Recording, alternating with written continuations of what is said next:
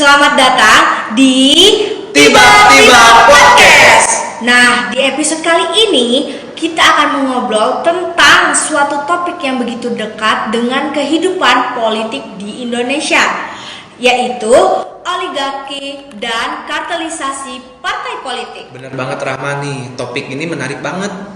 Seperti yang kita ketahui bahwa Indonesia ini telah menjalankan demokrasi. Seperti ada pemilu, ada partai politik, dan juga ada rakyat yang turut serta memilih dalam memilih calon pemimpin nih. Namun yang menjadi pertanyaan di sini, apakah demokrasi di Indonesia ini benar-benar untuk kesejahteraan rakyat? Nah, itu dia yang akan kita bahas nantinya sama narasumber lainnya.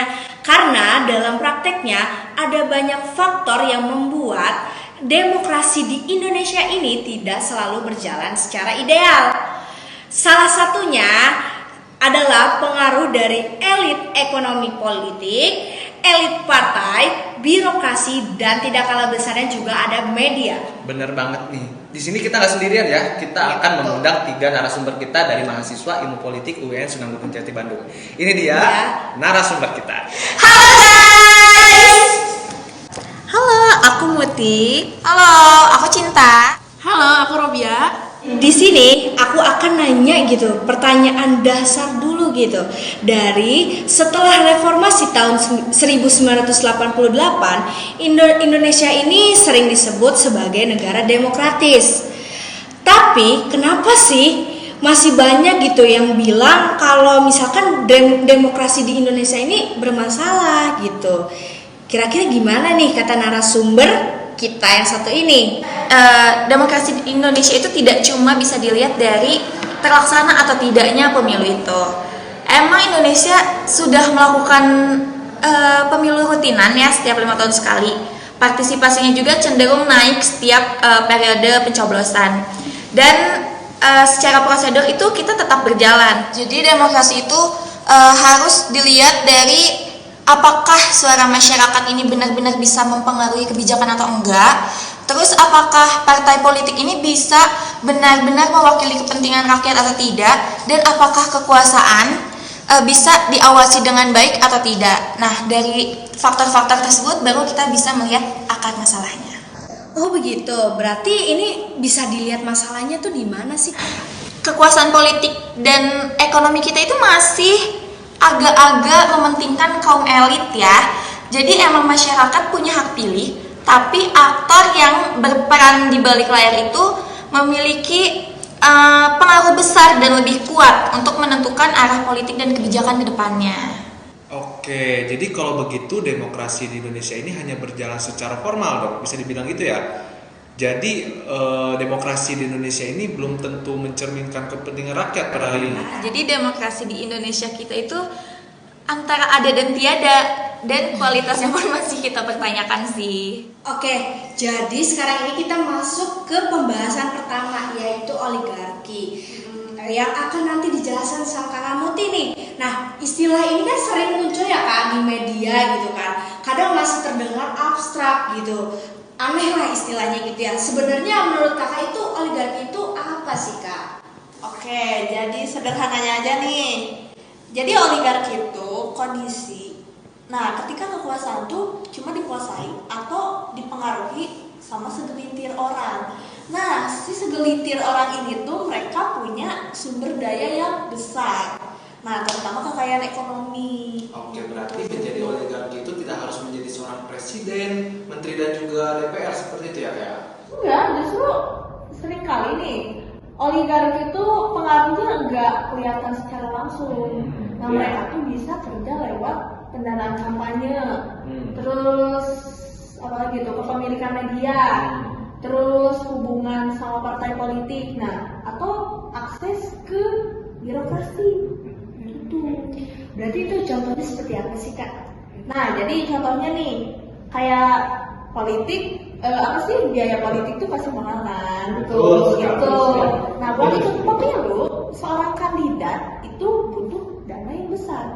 Nah, kalau misalkan kandidat itu tuh istilahnya nggak punya dana, otomatis dia tuh bergantung sama penyandang dana si oligarki ini. Nah, dari situ muncul hubungan timbal balik. Oke nih, berbicara tentang hubungan timbal balik nih. sebenarnya hubungan timbal balik itu yang seperti apa sih Kak? Nah, misalnya nih, kandidat itu terpilih. Nah, penyandang dana pasti pengen dapat keuntungan dong. Nah, bisa berupa akses proyek, terus kemudahan regulasi, terus jabatan tertentu juga, atau perlindungan ke kepentingan bisnisnya. Karena biasanya si oligarki itu tuh punya bisnis dan mereka tuh ya otomatis pengen untung dengan cara regulasinya tuh dipermudah buat bisnisnya. Jadi istilahnya itu uang itu masuk ke politik, lalu politik menghasilkan keuntungan bagi sang pemilik uang ya Kak, atau pemilik modal tersebut gitu. Betul. Nah, jadi itu penjelasan sederhananya ya.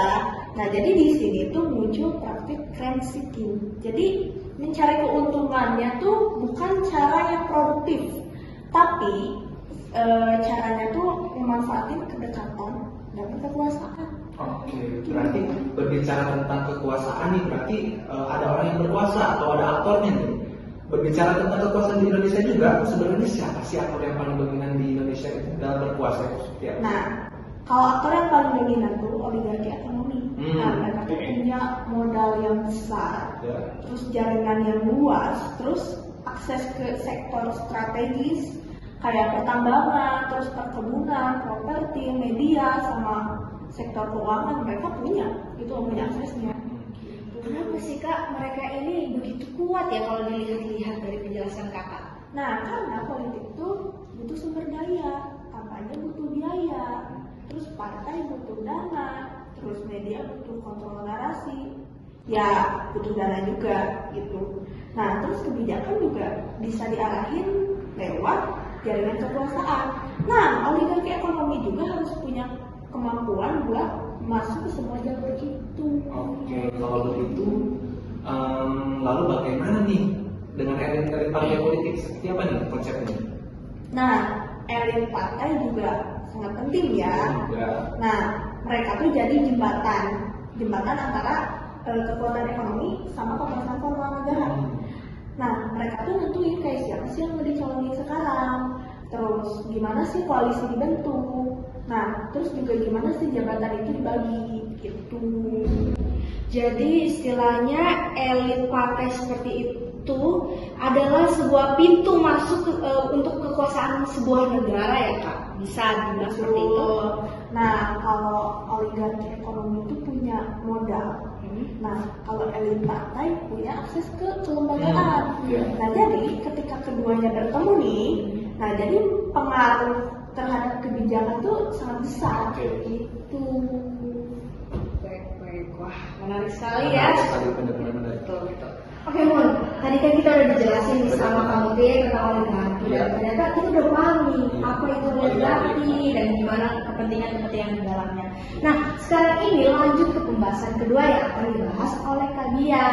Nah, Kak Bia, kartelisasi partai politik ini apa sih Kak menurut Kakak? Nah, jadi kartelisasi partai politik ini di mana salah satu kondisi si partai-partai ini tidak bersaing, malah mereka ini bersatu untuk mempertahankan kekuasaan di suatu pemerintahan. Jadi maksudnya itu partai itu dalam kegiatan pemilu itu terlihat bersaing, tapi nantinya akan bergabung bersama gitu, seperti itu analisnya. Ya, betul banget. Bisa kita lihat saat pemilu, partai ini memanas dan saling bersaing. Tapi setelah pemilu ini, mereka ini malah bersatu dan membuat koalisi yang besar. Jika hal itu terus terjadi, hal itu akan memunculkan oposisi, di mana pengawasan di pemerintahan ini menjadi lemah dan sangat susah untuk masyarakat awasi gitu. Berarti Kak istilahnya oposisi ini sangat penting ya Kak untuk demokrasi di Indonesia ini? Ya, oposisi ini sangat penting karena oposisi ini juga memiliki fungsi. Yang pertama ini untuk mengkritik, mengawasi, dan memberikan alternatif kebijakan. Kalau misalkan semua partai ini masuk ke dalam pemerintahan dan bersatu, maka kebijakan yang dibuat oleh partai-partai ini tidak akan memunculkan perdebatan. Karena mereka ini membuatkan kebijakan yang emang sesuai dengan apa yang mereka mau gitu.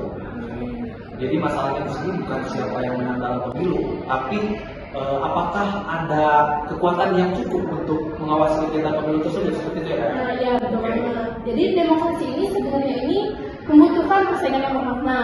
kalau misalkan semua partai akhirnya berbagi kekuasaan, maka masyarakat ini akan kehilangan pilihan politik yang berbeda-beda. Oke, Nur, berarti bisa kita simpulkan bahwasanya antara hubungan oligarki dan kapitalisasi politik ini saling memperkuat ya. Betul sekali. bikin hubungan ya. Iya, betul. Ya, nah oligarki itu nyediain modal, sementara partai itu nyediain jalur politik. Nah, modal ekonomi itu dipakai buat masuk ke politik. Nah, lalu politik dipakai buat ngakses kebijakan dan sumber daya negara. Gitu. Nah, jadi adanya kapitalisasi ini membuat proses mereka ini semakin mudah karena partai-partai itu lebih suka bergabung dalam koalisi yang besar. Nah, kalau misalkan hal itu terus terjadi ini, ruang pengawasan pun menjadi lemah. Akibatnya kepentingan elit ini lebih mudah direalisasikan gitu. Jadi di sini bukan soal individu kaya yang berpengaruh, tapi juga di sini ada sistem yang membuat pengaruh itu terus bertahan seperti itu ya. Nah, ya ini tuh bukan sekedar masalah orang per orang. Ini tuh udah jadi pola relasi antara uang, partai, birokrasi sama kebijakan. Begitu, berarti kita bisa membuat kesimpulan.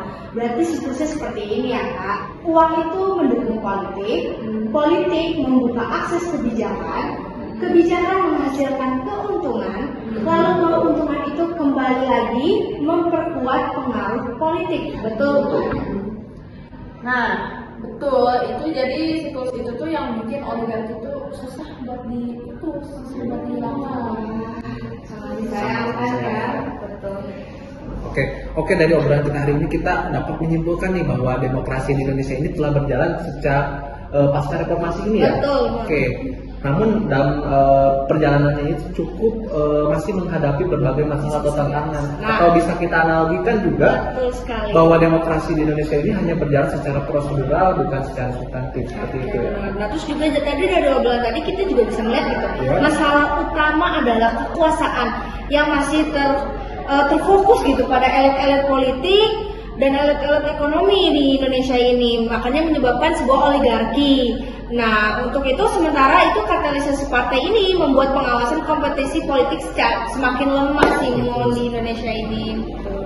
Jadi pertanyaannya di sini yang bisa kita bawa pulang adalah demokrasi itu berjalan untuk siapa dan juga untuk rakyat banyak atau hanya untuk elit yang punya kekuasaan tertentu saja gitu. Nah, baik, tadi obrolan kita tentang mengenai sudah oligarki, kapitalisasi, dan kualitas demokrasi di Indonesia sekarang itu bagaimana gitu.